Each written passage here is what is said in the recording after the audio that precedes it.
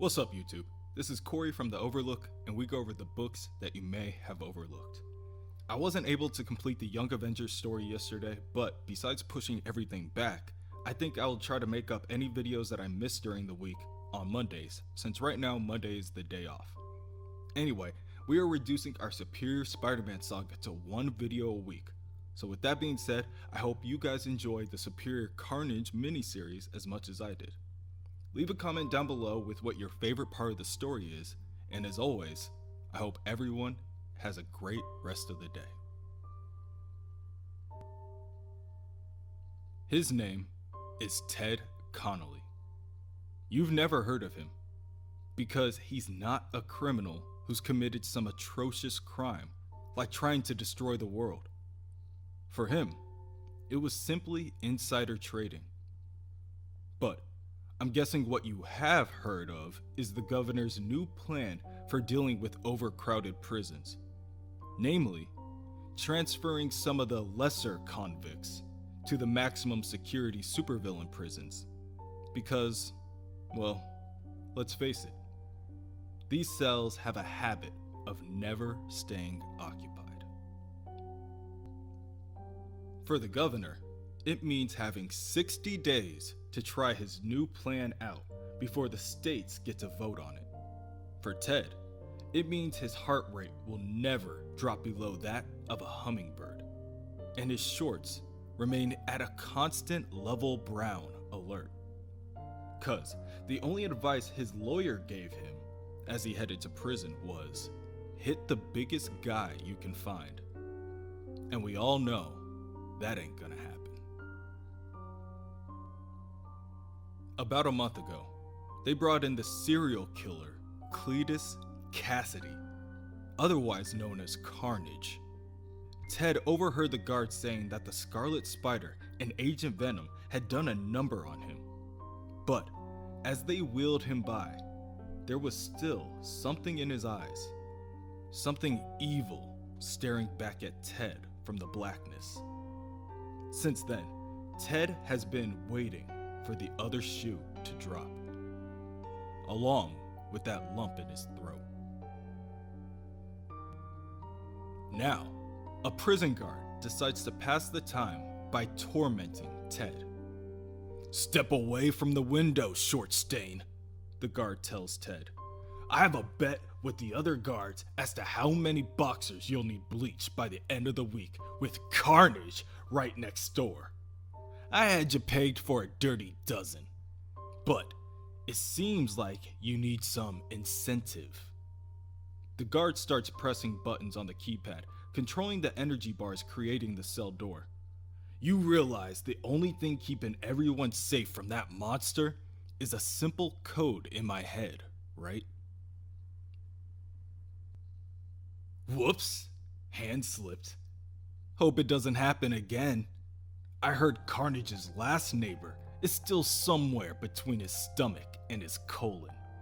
"All right," Ted begs. "Stop it! Just stop, please!" "Ha! I thought so. Knew you'd crap under pressure." Suddenly, the guard stops speaking. His eyes glow bright blue, and he begins to once again press the buttons on the keypad. "Yes, I understand. I will release them. I will obey. I will sacrifice," the guard mumbles. Ted, thinking that the guard is still fucking with him, says, "That's not funny, man. All right, knock it off. Come on. I said enough. Mother of God, stop!" The prison guard completes the pin code, and both the energy containment bars and power dampeners are turned off. Instantly, the Carnage symbiote emerges from Cletus's bloodstream, and he uses his abilities to kill the guard. The sharpened knife-like tendrils eviscerate the guard, and blood flies in every direction, drenching Ted in the process. Ted screams in terror as he watches Carnage cut down each and every inmate and guard in his path. For the first time since Ted got to the prison, He feels like everyone is on an equal footing, scared and running for their lives. And despite the roster of deadly supervillains, it becomes clear who's really at the top of the food chain. Ted's legs become useless. It's everything he feared. He can't fathom how Carnage kills so many so quickly. He doesn't know how it seeps through the vents and air ducts. But what he does know is this.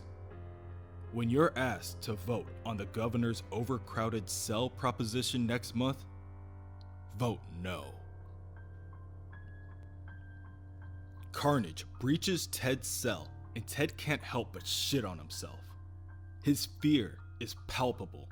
His tears run heavy.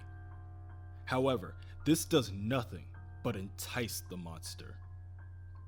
"Oh, so much blood," a man says while watching the event unfold from the security room. "It's like watching Game of Thrones." Just as well, this guy's thoughts were so loud they practically interfered with me controlling that guard's mind. And the wizard is no stranger to mind control. "Feast, my dear Carnage. Once you have paved the way for our exit, I will make you my slave, my agent of evil, my soldier." "And do you know why?"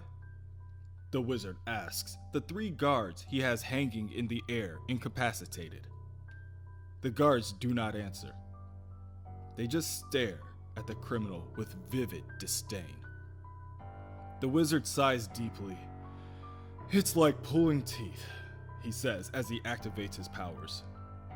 "Yes, please, tell us why," the guards mumble in a trance. "Thank you," the wizard says, patronizing the group. "Because the military has been naughty. My sources tell me they've been playing doctor with a certain venom symbiote, taking the alien specimen and converting it to their liking, into a super soldier of sorts. But that's not the real crime. The real crime to me is that they failed. Because you don't harness evil and make it good. You harness evil and make it wicked." "For the love of God," says the guard hanging in the middle. "Those people are being slaughtered out there. Stop this and let us help them." "Oh, so now they're people, are they? When I blew a hole in your precious prison, you were ready to shoot whoever tried to escape.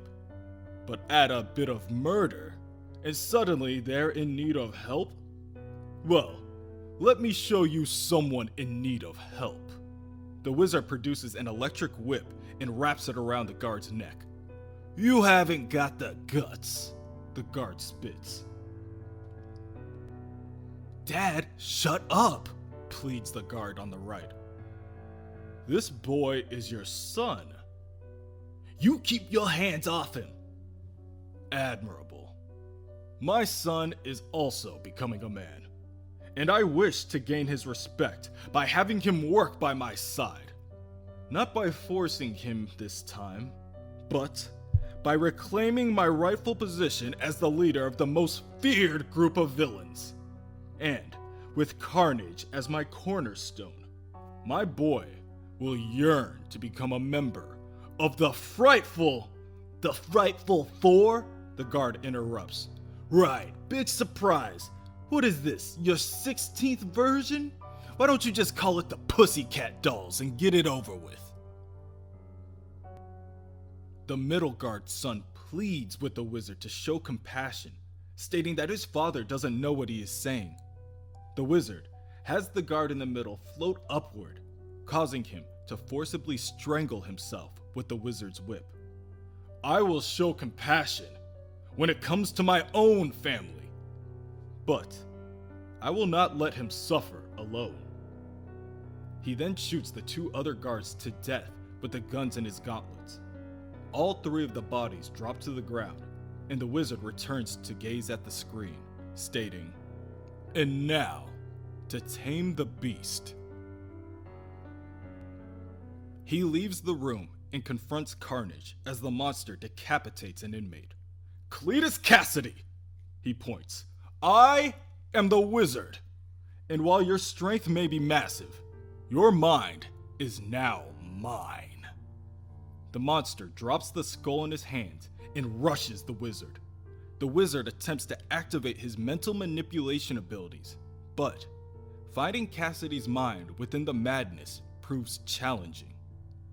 "A little closer," he says, waiting for Cassidy's thoughts to present themselves. "Closer?"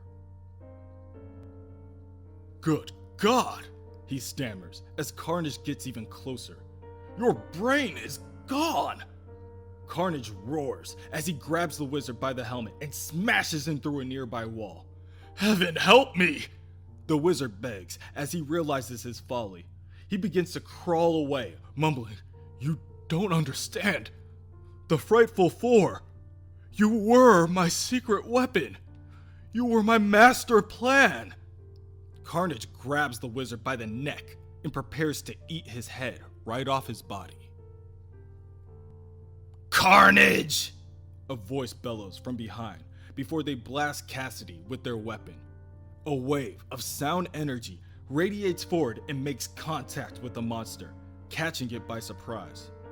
Cassidy yells in agony as the symbiote attempts to escape off the criminal as every atom of it writhes in pain. The attack continues for some time until both Carnage and Cassidy are left unconscious on the ground. It takes a moment for the wizard to once again regain his composure. The sheer brute strength of the symbiote monster is something he could have never understood before this first-hand experience. But no matter, one must always have a contingency plan. As the wizard picks himself off the ground, he's greeted by Ulysses Claw, the sound-based superhuman.